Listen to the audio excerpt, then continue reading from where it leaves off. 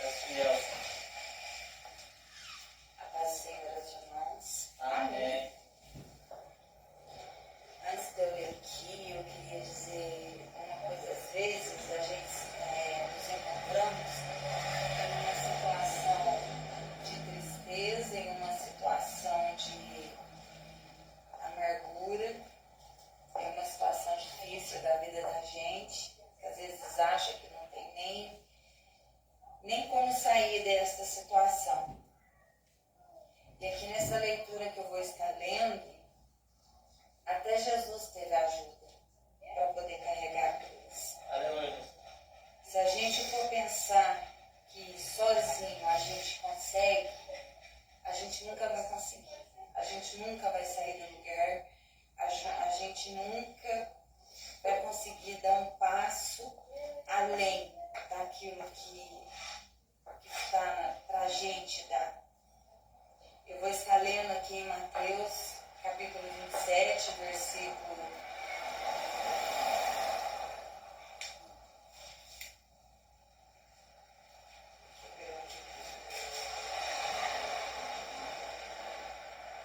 32.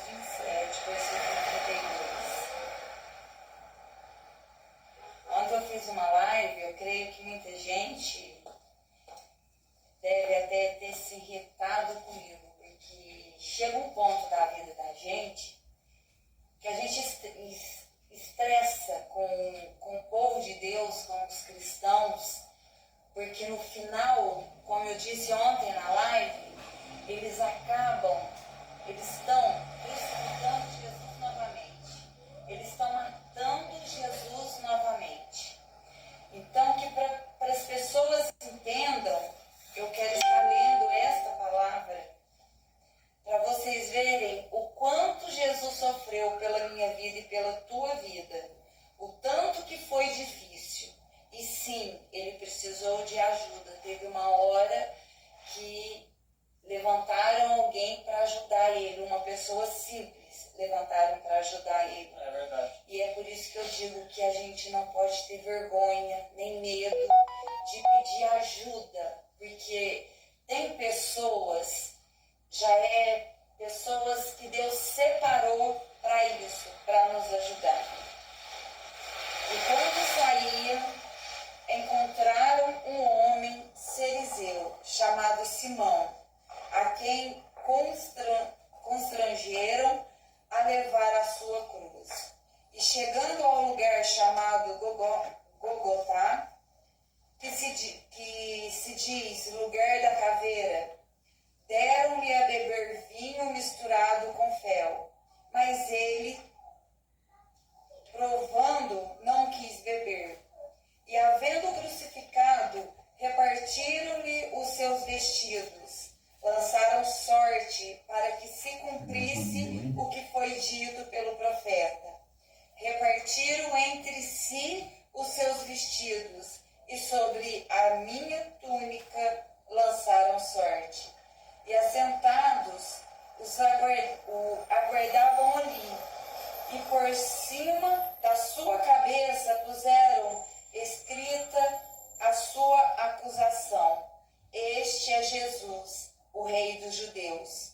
E foram crucificados com ele 2 salteadores, um à direita e outro à esquerda.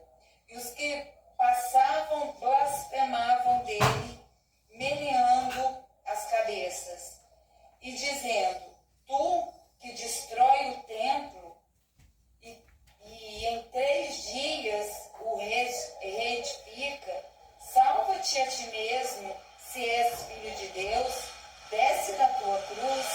E da mesma maneira, também os príncipes dos sacerdotes, com os escribas e os anciões e fariseus, escarnecendo, diziam: Salvou os outros e a si mesmo não pode salvar-se?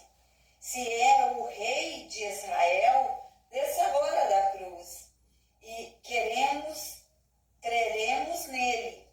Confiou em Deus, livre-o agora. Se o ama, porque disse: sou filho de Deus. E ao mesmo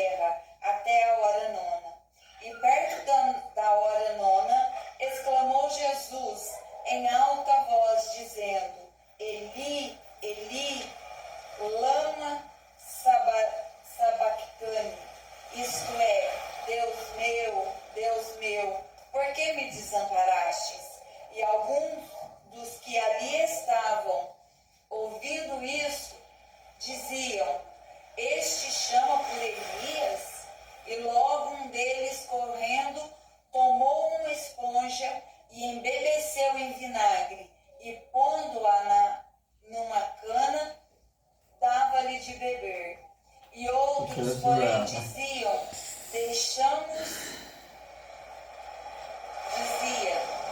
vejamos se Elias vem livrá-lo.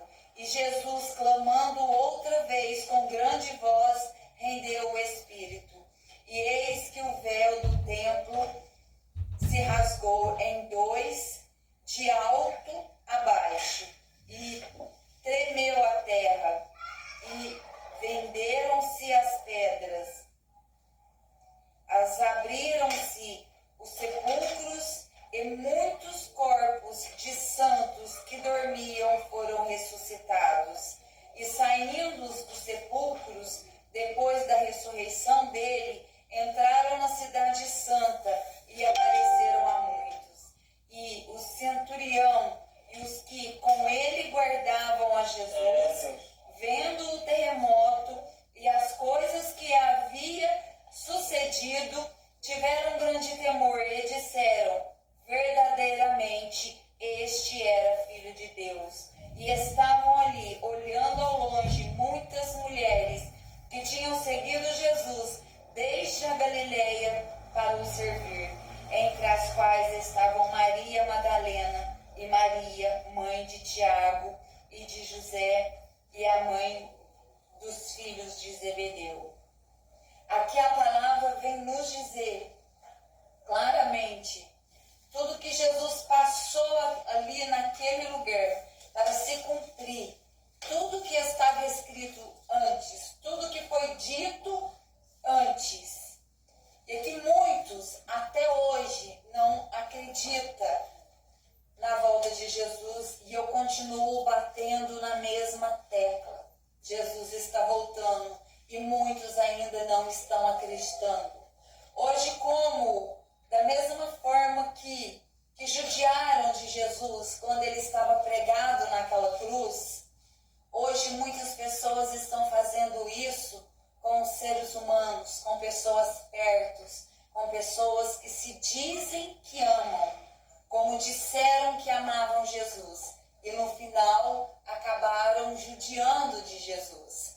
Aqui judiaram tanto dele que colocaram na boca dele até vinagre. E nessa época, os vinagres não eram azedo como é hoje. Os vinagres nessa época eram amargo, do tanto que judiaram de Jesus.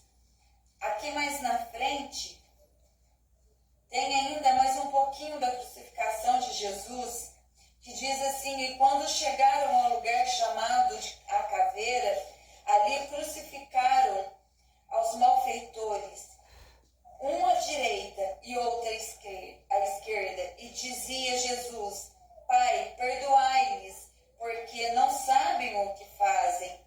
E repartindo os seus vestidos, lançaram sorte. Vou pular mais um pouquinho aqui no 39, aqui em Lucas 24, 23, 39, um dos malfeitores que estavam pendurados blasfemaram dele, dizendo, se tu és o Cristo, salva-te a ti mesmo e a nós. Respondendo, porém, o outro repreendia-o, dizendo, tu nem ainda temes a Deus, estando na mesma condição? E nós, na verdade, com justiça, porque recebemos os nossos feitos, mereciam, mas este nenhum mal fez. Aleluia. E disse a Jesus, Senhor, lembra-te de mim quando entrares no teu reino. E disse Jesus, em verdade te digo, que hoje entrarás comigo no paraíso. Aqui a palavra diz que chega uma hora também que Jesus olha para o céu e diz, por que o Pai o abandonou? Quantas vezes nós, na nossa aflição, nós dizemos isso, só que só tem uma diferença. Jesus era Deus, Deus puro, Deus vivo. E Jesus passou por tudo aquilo que ele passou, sendo judiado, sendo pregado numa cruz, para nos salvar, para nos poupar de um mal pior.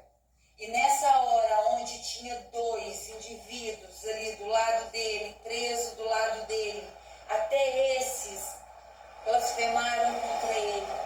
Mas um deles, vendo, mesmo sendo errado, reconheceu o seu erro. Quando vamos reconhecer os nossos erros? Os nossos verdadeiros erros? Aqueles que cometemos escondidos, aqueles que cometemos longe das pessoas, aqueles que cometemos de uma forma que ninguém lá fora vê, somente Deus vê. Quando nós vamos arrepender verdadeiramente deste pecado, desses erros, e clamar verdadeiramente a Deus e pedir a Ele: Senhor, me leve junto, me perdoe pelos meus erros, porque o dia que fizermos isto, creio eu, que Deus, da mesma forma que falou para esse homem, que Jesus falou para esse homem, Ele falará para nós.